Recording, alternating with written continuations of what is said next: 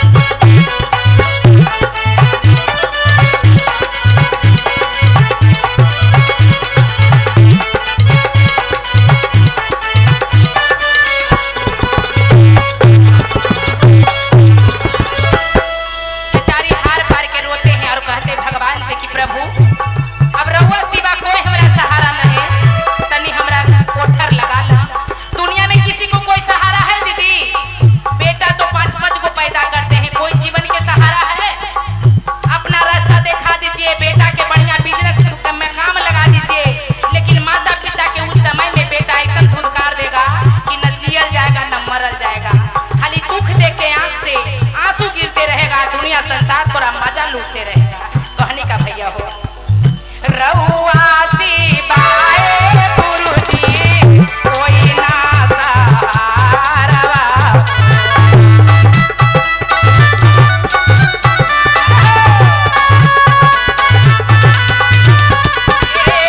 रहुआ सिवाय बाबा कोई ना सहारवा।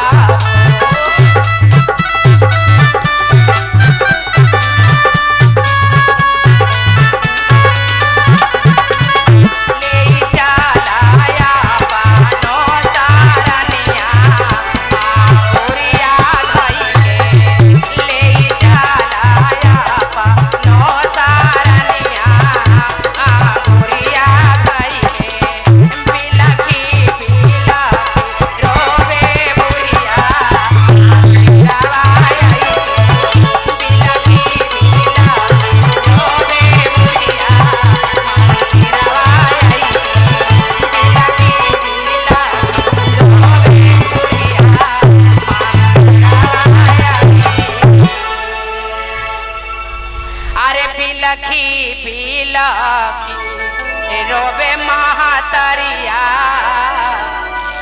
सबाया सवा जोही के। बोलिए शंकर भगवान की, पार्वती मैया की, बोलिए सच्चे दरबार की। बाबा तू जिंदाबाद रही है। एकदम माता पिता के नाम रोशन करी। अखनी न खड़ी चेचे कर जखनी मेहरारू हुआ तो सब धन तो रो ही रहता। माई बाप कन्हू चल गए मानवी माई बाप के कि माई बाप घर के भार हो गई। सबसे बढ़ के उनकर सार हो गई। कैसन कल युग के पूतया बजल में कपूर बैकुंठ ससुरार हो गई। कैसन कल युग के पूतया बजल में कपूर बैकुंठ ससुरार हो गई। कैसन कल युग के पूतया बजल में कपूर बैकुंठ ससुरार हो गई।